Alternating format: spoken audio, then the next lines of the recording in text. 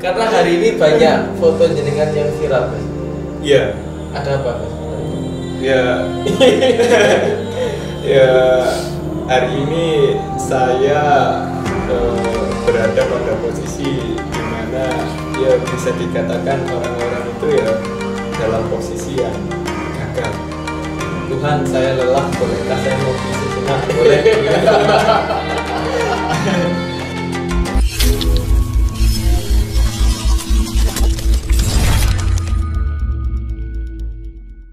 Hari ini yang luar biasa, saya kedatangan tamu sampai terdekus. Assalamualaikum Gus Haidar. Waalaikumsalam warahmatullahi. Masya Allah, alhamdulillah datang ke Lamongan. Emang kalau nggak kita ajak ngobrol bareng untuk bisa sharing sama teman-teman. Tegur sapa. Pripun Gus kabarnya Gus? Alhamdulillah sehat walafiat. Semoga sampai juga seperti itu. Amin. Setiap kali doa yang panjenengan tularkan ke saya ini langsung terasanya sangat keras gitu. Yang dulunya kita pernah bertegur dan bersapa saat online ya melalui IG, live IG, dan hari ini kita bisa bertemu dan saya bahagia banget. Alhamdulillah, begitupun juga dengan saya kan. Suatu kebahagiaan diajak ngobrol sama Mas Umum ini. Tenang, bahagia tenang. Iya, bahagia. Karena hari ini banyak foto jenengan yang viral, Gus. Iya. Ada apa, Gus, sebenarnya? Ya. Ya, hari ini saya berada pada posisi di mana ya bisa dikatakan orang-orang itu ya dalam posisi yang gagal. Wow, gagal sih. Iya. Dan kalau bicara gagal itu nggak usah kaget dan nggak usah nggak usah dibikin cemas dan apa, dan intinya sebuah kegagalan ya kegagalan, nggak usah perlu dirisaukan. Bahkan kalau justru ayo sama-sama kita itu pamer kegagalan. Wow, pamer kegagalan. Karena gagal itu bukan aib, Gus ya? Bukan. Nah, ini yang kemudian perlu dibangun spirit bersama memaknai kata gagal itu kan, bahwa sebelum ke situ, tidak apa-apa kita ngomong soal kegagalan. Nggak apa-apa. Iya. Saya dari tadi itu mau memulai itu sulit banget, Gus. Saya sungkan tapi iya niatnya saya sudah biasa dibully lah. Saya sudah biasa dibully. Jadi nggak masalah. Oke, dilanjutkan. Maksudnya kayaknya akan muncul quotes yang menarik ini nanti. Ya Mas, artinya ya mungkin barangkali ini bisa kemudian dijadikan refleksi ya, bahwa apakah benar kemudian ketika kita menghadapi kegagalan itu terus terpuruk lama, nggak move on, akhirnya nggak bangun-bangun, nggak bangkit-bangkit untuk memulai lembaran-lembaran baru. Makanya kalau di media sosial saya itu kan saya mengatakan bahwa gagal itu ya gagal, nggak usah kemudian diartikan keberhasilan yang tertunda lah, kesuksesan yang tertunda lah, nggak usah banyak alasan. Gagal ya gagal gitu. Gagal ya gagal, nggak usah banyak alasan. Nah, khawatir saya nanti ketika muncul kemudian dibuat campaign bahwa gagal itu kesuksesan yang tertunda, berarti seakan-akan hidup kita ini berorientasi pada sukses atau tidak, berorientasi pada berhasil atau tidak. Padahal kegagalan ya suatu hal yang niscaya. Nah, makanya di sini orientasi kita itu harus pada proses. Tidak boleh kemudian dalam tanda kutip menuhankan hasil.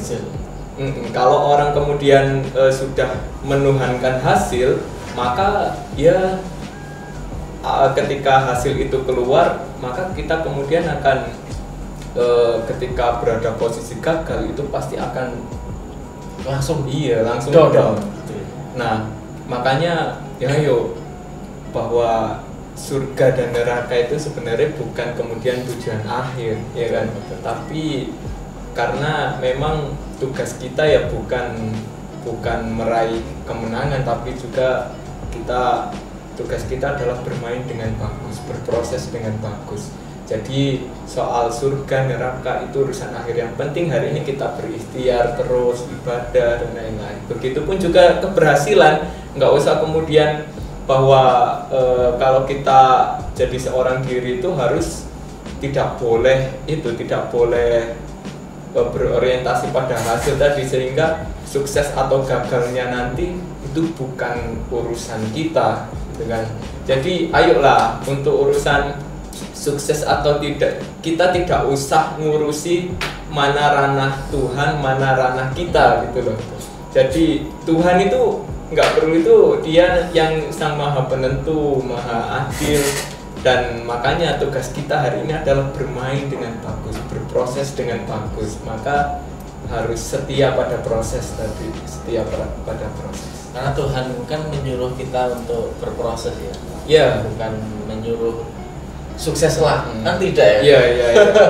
Makanya kalau di misalkan hari ini ya banyak pertandingan sepak bola, saya itu, kalau saya pribadi membiasakan diri tidak melihat hasil akhirnya berapa, tapi kemudian statistiknya itu bagaimana, ball possessionnya, bagaimana strategi yang dimainkan, polarisasi, aliran bolanya kemana, siapa yang jadi tumpuan nanti.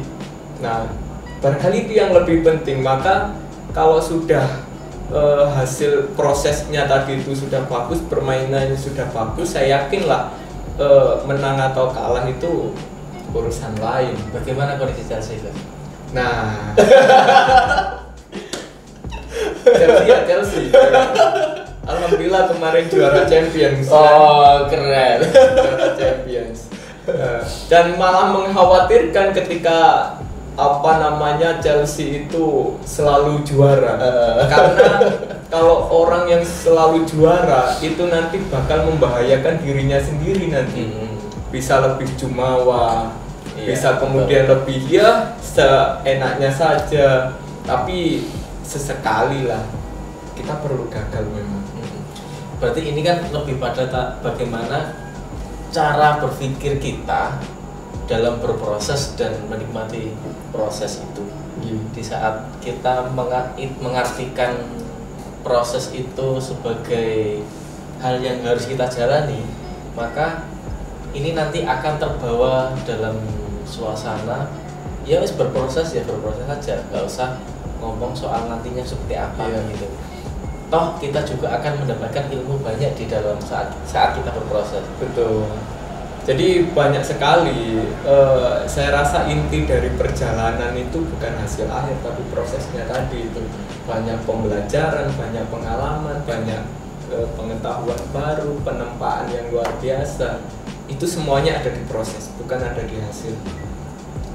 Kalau pemanaan bahwa hasil adalah segala-galanya, itu apakah termasuk pemanaan yang betul atau seperti apa kira-kira berarti? Ya itu malah membahayakan, ya kan? Kalau seumpama kita dikasih Allah sebuah keberhasilan, ya malah kemudian bisa barangkali kita tidak tahu diri, terus kemudian sombong, itu malah berpotensi hal-hal seperti itu, walaupun tidak semuanya melakukan. Nah, kalau misalkan Allah memberikan kegagalan, ya pasti kita itu down, mikir seakan-akan hidup, seakan-akan masa depan itu sudah pupus semuanya. Itu yang malah bahaya kalau kita berorientasi pada hasil. Makanya sudahlah, untuk urusan surga neraka itu ruang urusan Allah gitu loh. Kita punya kamar sendiri, kita punya ruang sendiri yang itu perlu kita tekuni, yaitu ruang proses itu tadi yang ranahnya kita. Jadi kita harus memisahkan mana ruang untuk kita, mana ruang untuk Allah membuat keputusan itu tadi. Nah, ngomong soal proses dan hasil itu kan ngomong soal bagaimana kesiapan kita gitu. Saya itu bukan khawatir bagaimana gimana ya, kebanyakan orang kan lebih mengutamakan ada kesempatan gitu ya. Tapi saya akan khawatir jika tidak bisa memaksimalkan kesempatan yang sudah saya miliki. Itu kan juga termasuk salah satu hal yang menjadi mindset kita, bahwa kita itu akan sangat siap jika mendapatkan kesempatan itu. Ketika kita tidak mendapatkan kesempatan itu, maka bisa juga kita masih belum siap. Nah, pemanaan dalam sebuah proses seperti itu gimana menurutnya? Ya di dalam hidup itu kita punya banyak pilihan lah, banyak pilihan dan banyak kemudian kesempatan, dan saya rasa kesempatan itu memang perlu diikhtiarkan. Untuk mendapatkan kesempatan atau mendapatkan pilihan, kita itu juga butuh berikhtiar maksimal. Jadi harus dibedakan ini, bukan berarti kemudian kita jalan berproses saonoe, tapi itu salah, bahwa kemudian kesempatan itu perlu dilahirkan, Nah, tapi kemudian tidak boleh lagi-lagi melulu kita karena bukan berarti hidup gak punya target, hidup gak punya kemudian ancang-ancang, itu salah semua. Jadi kita dinamakan siap menerima hasil itu dengan syarat satu, ikhtiar kita sudah maksimal. Berarti kalau bisa disimpulkan, kesempatan itu harus dilahirkan dan disertai dengan persiapan. Betul, harus seperti itu. Karena memang lagi-lagi tadi bahwa kesuksesan dan kegagalan surga dan neraka itu kita boleh kita pasrah, tapi dengan satu syarat tadi, dengan ikhtiar yang maksimal. Tetap ikhtiar nomor satu. Dan itu bagian dari proses. Nah, kalau kita bicara soal orientasi ke depan, di saat kita sudah merasakan atau sudah berada di titik yang paling terendah lah katakan, maka tahapan kita selanjutnya setelah itu kira-kira apa? Ya, kita tidak bisa memungkiri lah, namanya manusia itu butuh jeda kadang memang. Kita butuh merenung, butuh refleksi itu. Jadi nggak bisa kemudian kita sebagai motivator, semisal motivator itu ayo bangkit. Manusia punya keterbatasan, sehingga yaitu tadi, itu bagian dari jeda. Dan saya dulu di perjalanan hidup saya itu sebenarnya sudah akrab sih dengan kegagalan, dan kita maknai sebagai ini bagian dari refleksi. Makanya bahaya juga ketika orang-orang melihat orang sukses itu ketika dia di posisi sukses, di covernya saja. Iya, tidak melihat bagaimana ketika dia di posisi terpuruk atau apa, itu malah bahaya. Makanya saya dulu bukan sekali ini saja gagal ya, Mas. Dulu juga banyak. Semisal saya dulu itu, Mas, sudah apply kuliah di Thomson Rivers University Jerman. Dan yang kedua juga di Universitas Sultan Syarif Ali Brunei Darussalam. Dan itu dua-duanya saya apply, saya daftar di sana. Dan alhamdulillahnya keterima, tapi beasiswanya itu yang nggak keterima. Sehingga dikalkulasi untuk biaya hidupnya di sana, saya menganggap bahwa ini tidak memungkinkan. Nah, di saat setelah pengumuman itu tadi, itulah kondisi saya yang bisa dibilang paling down. Nah, tapi nggak bisa memang langsung dipaksakan ayo kesini, enggak. Tapi lagi-lagi kita butuh jeda untuk refleksi. Nah, makanya lagi-lagi kita butuh jeda. Ya, bahasa guyonane saya dulu ya, Tuhan, saya lelah, bolehkah saya ngopi sejenak? Boleh. Bolehlah, jeda sedikit-sedikit gitu. Itu kan tanda kasih sayang Tuhan kepada kita. Betul. Yeah. Bukan berarti itu aib. Bukan. Dan saya rasa ini layak untuk lagi-lagi bahasa saya tadi itu pamer kegagalan. Bahwa ya jangan sampai lah orang-orang yang di TV-TV itu apa namanya, orang di TV-TV itu kemudian ngomong soal suksesnya saja, sehingga para followersnya itu terinspirasi dan terpaku pada saya harus seperti ini.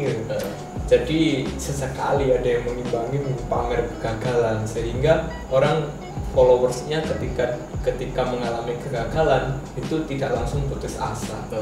Dan sekarang sudah dibuktikan dengan adanya kejadian atau fenomena hari ini, followers jadi kan bertambah. Followers saya ini kan termasuk kesuksesan juga. Iya. Kesuksesan panjenengan untuk memberikan edukasi kepada teman-teman Ibnu terutama bagaimana kita bersikap dewasa dalam berorganisasi, bagaimana kita menganggap hidup ini biasa-biasa saja dan tidak ada yang berubah. Tetap akan ngopi tetap manis, tetap pahit sesuai dengan pesannya. Kalau pesannya manis ya tetap manis, kalau pesannya pahit tetap pahit. Betul. Dan tetap santai. Saya itulah juga mumpung ada di sini, saya juga ngajak Mas Umam lah, ayo mulai hari ini ya menjadi energi penebar apa namanya ya, virus-virus positif yang kita ambil dari sebuah kegagalan. Sehingga biarkan teman-teman kemudian berproses. Jadi jangan dicontohi ketika kita sukses saja, tapi dicontohi ketika kita gagal gitu. Sama seperti hari ini saya juga gagal menikah. Bukan, gagal karena terlilit bisnis santri itu kan sekarang gagal. Saya sudah job panggilan seminar bisnis sudah enggak ada karena santrinya sudah gagal. Dan itu perlu dirayakan kegagalan itu. Oke, hari ini kita merayakan kegagalan bareng-bareng. Soalnya ini bagian implementasi Mas, yang la in syakartum la azidannakum wa la in kafartum inna adzabi lasadid. Internasional ini ada tadi apa namanya